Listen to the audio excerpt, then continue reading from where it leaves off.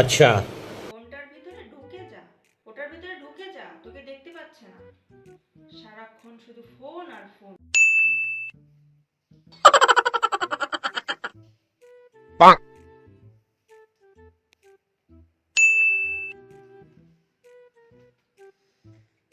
হে ভগবান, চোখটার সঙ্গে সঙ্গে কানটাও যাবে।